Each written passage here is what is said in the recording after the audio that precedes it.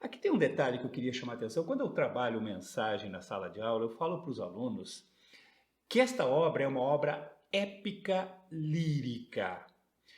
E aí eu explico, porque aparentemente épica e lírica são gêneros totalmente diferentes, né? O gênero épico é quando você tem uma narrativa exaltando grandes heróis, geralmente são aquelas epopeias que exaltam heróis num sentido nacionalista, né? Os Lusíadas é um exemplo disso.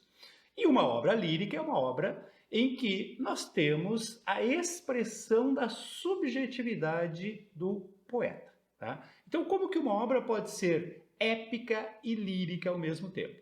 É simples. Quando nós analisamos os poemas do Mensagem do ponto de vista temático, a obra é épica.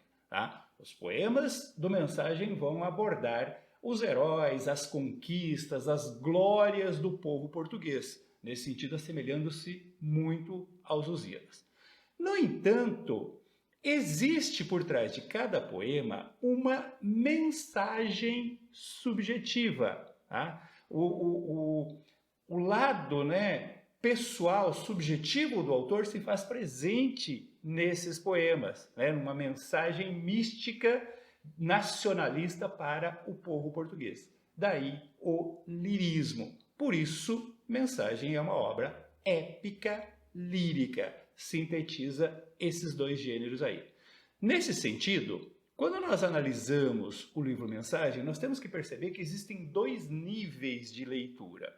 Um que a gente pode chamar de histórico nacional, né? É onde entram as referências às grandes navegações, principalmente a era das conquistas portuguesas, né? Essas glórias do passado, e aí envolve os navegadores, os reis, os príncipes, os heróis portugueses de uma forma geral.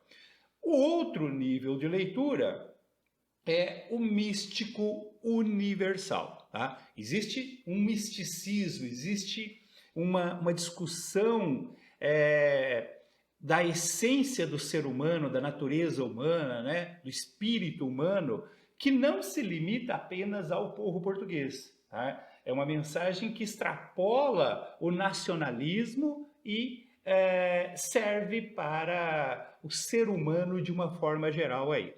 Nesse lado místico universal aparece muito o mito do sebastianismo, né? Nós vamos falar sobre isso. E esse tema é redundante ao longo dos poemas do Mensagem, como eu vou mostrar para você. Outra coisa que eu queria chamar a atenção aqui é a estrutura da obra.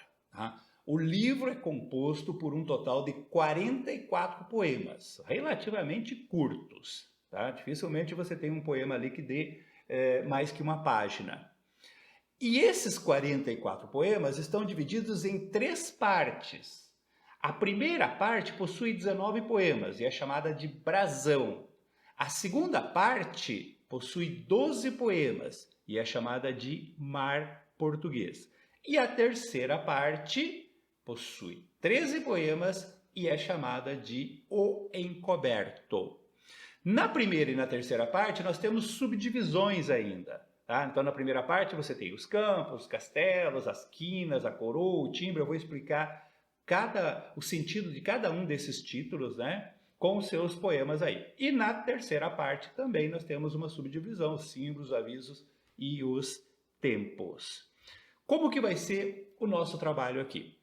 Eu vou trabalhar todos os 44 poemas. Vou comentar cada um dos 44 poemas e vou fazer comentários também sobre o sentido que eles têm, né, dentro dessas partes, o porquê dessa divisão, o significado dessa divisão.